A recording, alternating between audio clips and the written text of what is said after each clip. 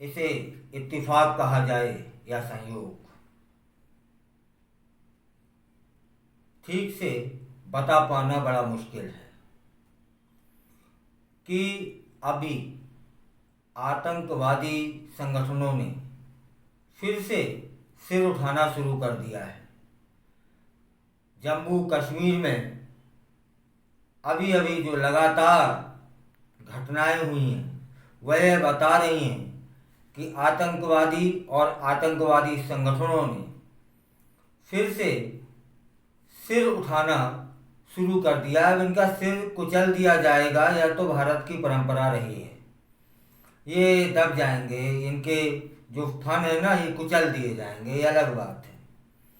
फिलहाल यह बात है कि भाजपा ने कांग्रेस पर आरोप लगाया है कि 99 सीटें कांग्रेस क्या जीत गई कि फिर से आतंकवादी सक्रिय हो गए। भाजपा चुनाव के बाद कांग्रेस की सबसे ज़्यादा सीटें जो हासिल की हैं वो कांग्रेस ने की हैं। भाजपा के बाद भाजपा ने 240 तो कांग्रेस ने 99 सीटों पर जीत दर्ज की है। अब कांग्रेस पर भाजपा ने आरोप लगाया है कि कांग्रेस ने 99 सीटें क्या जीत ली कि देश में आतंकवादी समूह फिर से सक्रिय हो गए। बताते चलते हैं कि भाजपा के जो आईटी सेल के प्रमुख हैं अमित मालवीय ने शनिवार को एक्स पर एक पोस्ट करी और पोस्ट में कहा कि कांग्रेस 99 पर क्या पहुंची, आतंकवादी समूह सक्रिय हो गए हैं। एक तरफ विपक्ष फैजाबाद में भाजपा की हार का जश्न मना रहा है तो दूसरी तरफ जैसे मोहम्मद अयोध्या में राम मंदिर को उड़ाने की धमकी दे रहा है। कांग्रेस की तरह उन्हें भी जल्द ही एहसास होगा, उन्हें भी का मतलब आतंकवादी संगठनों को, कि 99 पर केवल नैतिक जीत का ही सेहरा बांधा जा सकता है। सरकार नहीं बनाई जा सकती, मुंह तोड़ जवाब मिलेगा आतंकवादियों को। लोकसभा चुनाव में भाजपा उम्मीदवार जो अयोध्या से थे उनके हारने के बाद पूरे देश के नतीजे आने के बाद से ही जो विपक्षी दल हैं वह भाजपा की जीत पर सवाल उठा रहे थे। अयोध्या की हार को भाजपा के लिए बड़ी हार बता रहे थे।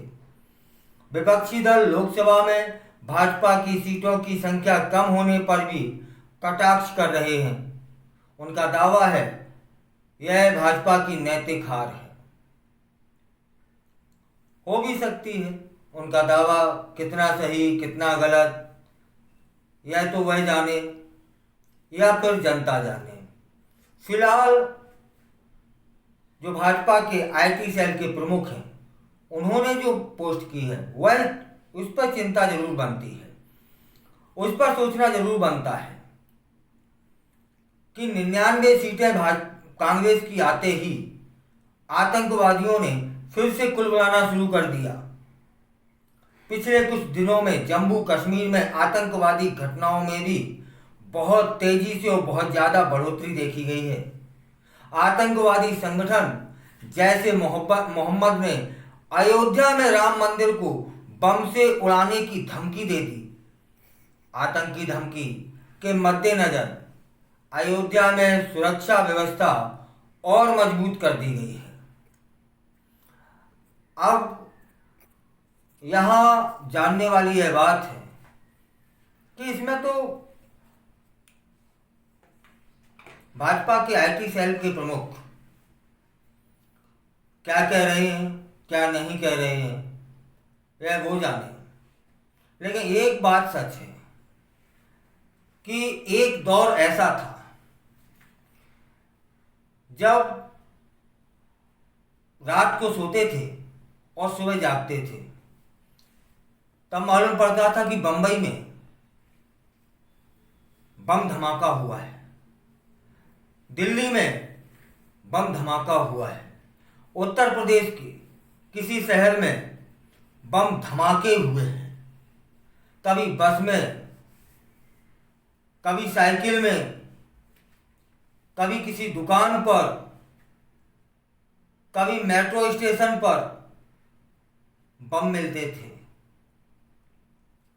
लेकिन यह मैं नहीं कह रहा, यह पूरा देश मानने को तैयार होगा, मेरी बात से सहमत होगा कि जब से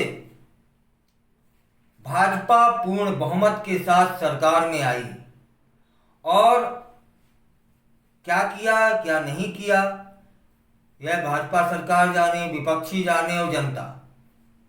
लेकिन एक बात जरूर है इस विषय पर कि जब से मोदी ने एक पूर्ण बहुमत की सरकार बनाई और अपने काम शुरू किए, हो सकता है महंगाई बढ़ी है, हो सकता नहीं है, महंगाई बढ़ी है, बेरोजगारी पर भी प्रश्न चिन्ह उठता है,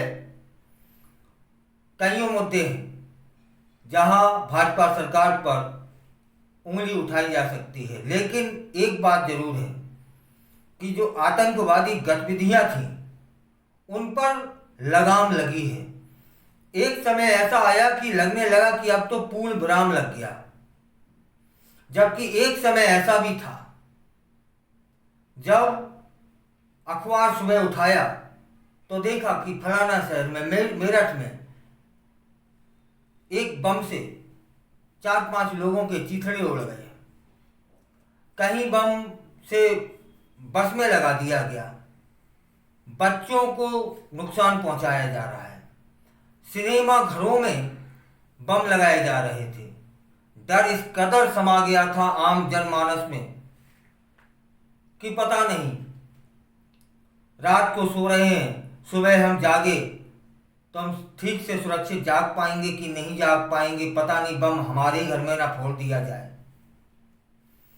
इस कदर की आतंकवादी गतिविधियां पूरे देश में थीं, इसमें कोई दो राह नहीं, इसमें कोई पार्टीबंदी वाली बात नहीं कि मैं भाजपा का समर्थन कर रहा हूं या कांग्रेस के पक्ष में नहीं बोल रहा हूं।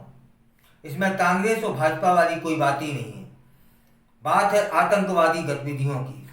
मैं कोई पक्ष नहीं ले रहा, लेकिन ये एक दौर मैंने भी देखा है जब हम सुबह उठते थे, अखबार देखते थे तो दिल रोने लगता था कि पता नहीं किस किस पन्नों में क्या क्या ना खबरें होंगी, और होता भी यही था। फलाने शहर में लाशों के अंबार बिछे हैं, आतंकवादी सिर पे तांडव कर रहे हैं, मन मर्जी इतनी कि बस खुलेआम कुछ भी हो रहा था ये सब। लेकिन मोदी सरकार के आने के बाद उनकी ऐसी ऐसी ऐसी ऐसी नकेल कसी कि सर उठाना उनके लिए मुश्किल सा हो गया था।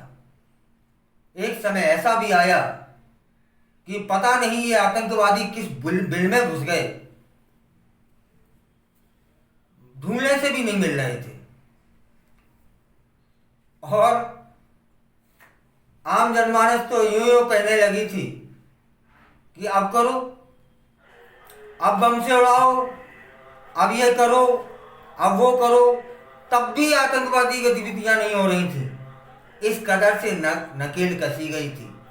उम्मीद तो यही है कि अभी भी आतंकवाद और आतंकवादी गतिविधियों और आतंकवादी संगठनों के लिए मोदी सरकार वही कदम उठाएगी जो पूर्व में उठाती रही है।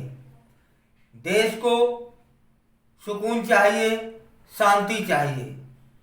ये नहीं चाहिए कि अभी जैसे एक बस में या तीर्थ यात्री जा रहे थे और बंदूकों से फायरिंग कर दी गई, अंधाधुंध फायरिंग, ये नहीं चाहिए।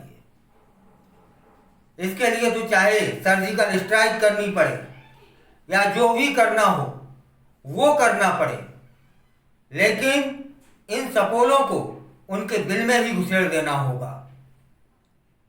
अब कांग्रेस की जो ज़्यादा सीटें आई, इससे उनके मनोबल बढ़े हैं या नहीं बढ़े हैं, या तो वो जाने। फिलहाल एक बात तो है कि 99 सीटें आने के बाद ये फिर से कुलबुलाने लगे हैं। अब इनकी कुलबुलाहट कांग्रेस के जीतने से है या और कोई कारण, या तो बाद में पता चलेगा, या फिर एजेंसियां इस पर काम करें तब पता चलेगा। लेकिन ये आतंकवादियों को इनकी बिलों में घुसेड़ना बहुत जरूरी हो गया है, वरना जो शांति से देश चल रहा है, आम जनमानस शांति से रह रहा है, वह न रह पाएगा। फिर से रातों की नींदें हराम होंगी, बेचैनी आएगी, और सुबह यह पता लगाने के लिए हम लोग जागेंगे कि पता नहीं कौन दूसरे शहर में रहने वाले रिश्तेदार हमारे सुरक्षित हैं या नहीं हैं। इस पर लगाम लगाना या अभी से इन पर फिर से पुरानी तरीके से अंकुश लगाना बहुत जरूरी हो चला है।